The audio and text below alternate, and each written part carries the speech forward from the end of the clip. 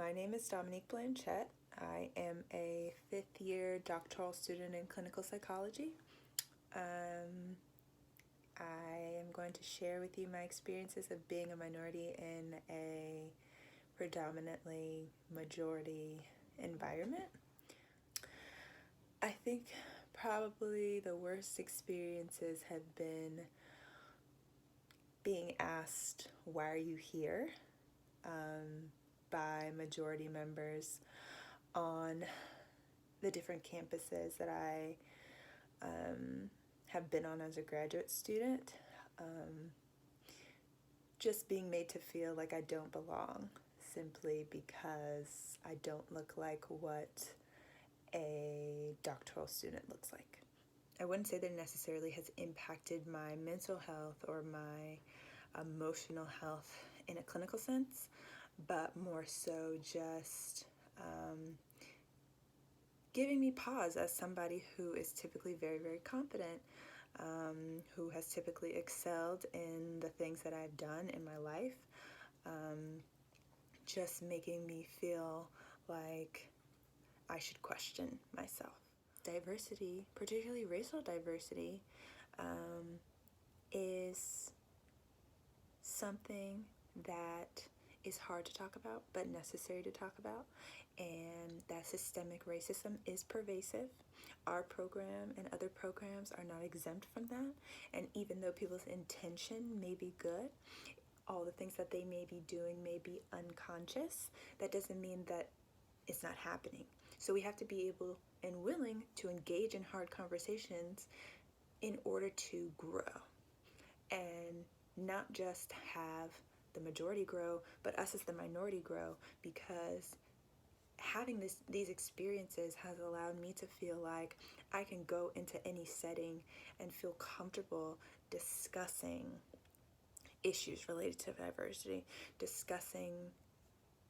conflict in general, whereas sometimes I feel like we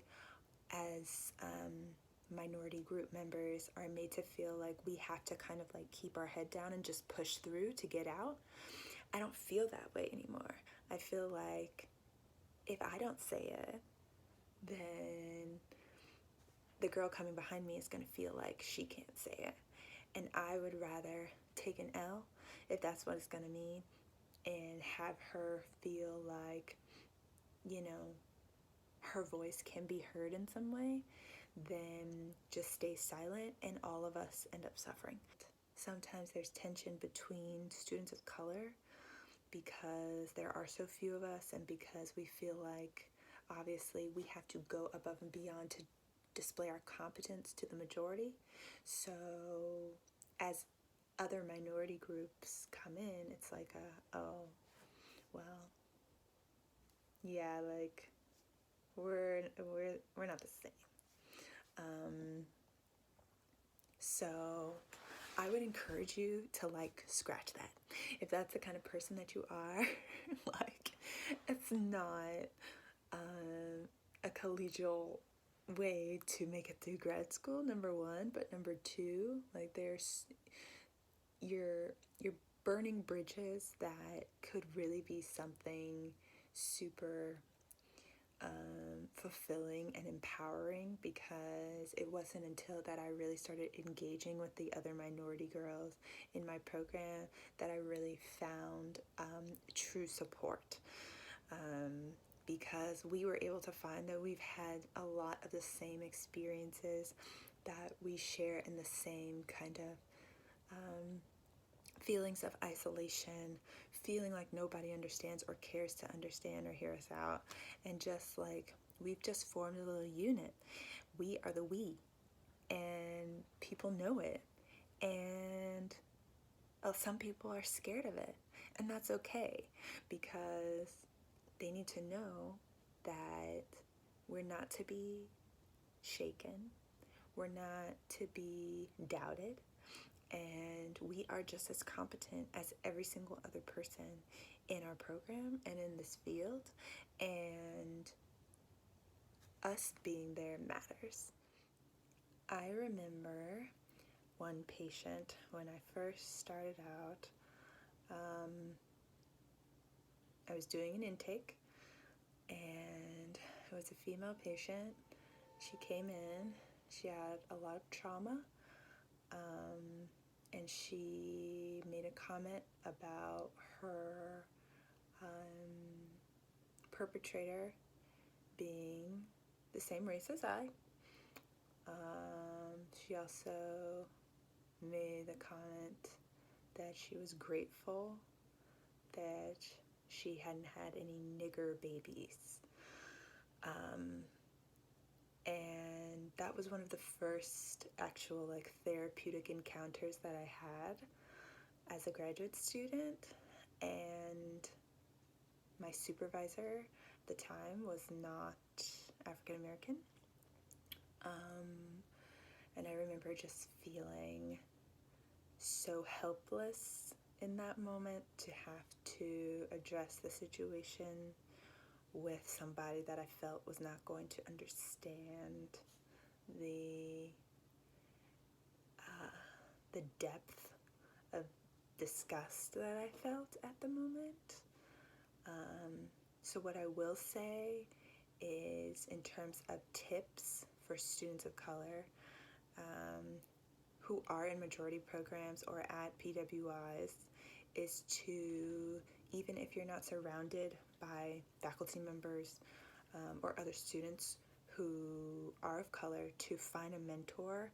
that is a person of color or is a person that you feel understands and empathizes with the aspect of diversity that best represents you. There are going to be some things that come up for you during your time, regardless of what aspect of diversity you identify with, that you're just not going to feel comfortable talking with just anybody in your program with. You're, like I was in that situation, kind of stuck for a second, kind of feeling like there's no one to go to, feeling like you're just in the wrong place. Like, if this is how people feel about people who look like me, how can I do this profession and help somebody to the best of my ability if they have such strong opinions about what it means to be a person of color? Now, obviously, we can go down the lines of why she may have made the comment that she made, based on her trauma history, based on all those sorts of psychological concepts that we would love to talk about. But just at the core, you're just talking about, decency, respect, and having to be put in situations where your morals and values are tested. It's so important to have somebody that you can go to decompress, talk about that kind of countertransference that might happen in therapy or in the program, just to have an outlet, because particularly being in a mental health field, we have to have somebody too. We have to have somebody that we can go to deal with our own concerns, mental health or otherwise. So whether that be getting a therapist, whether that be getting a mentor, whether that be just having a support system outside of the program and your responsibilities there, I would highly, highly, highly suggest. That would be my tip number one, is to get a mentor, get somebody you trust, because you're going to need that person. Hopefully there isn't as many experiences of blatant discrimination that you would have to talk about, but just having somebody who looks like you, who can identify with the struggle that you might be feeling as a student of color in a graduate program, it makes all the difference. It truly does. And as somebody who didn't have a supervisor of color until my 4th year in the program, I can't say how amazing it felt to finally feel like I have somebody who understands me, who looks like me, who has experienced what it means to be a Black woman in a psychology graduate program, who is now where I want to be as a licensed clinical psychologist, and can empathize with all of the different aspects of identity development that you're going to go through while being a graduate student. On the flip side of that, I think some of the best experiences that I have had actually come from other minority members, particularly a lot of my patients, just being excited when I walk in the room, telling me how proud of me they are, telling me to keep pursuing my dreams, keep pushing, and letting me know how important it is that I'm doing what I'm doing. So even though there are a lot of experiences that I've had that kind of give me that pause and make me feel like I'm an imposter, the more positive experiences make that all worth it, because I know that representation does matter, because I know now, as I'm on my way out, that those experiences have just made me stronger and have made me more prepared for what I'm going to face as a psychologist in the workplace, being a Black woman. So I'm actually grateful, looking back on it, to have gone through some of the things that I've gone through, to have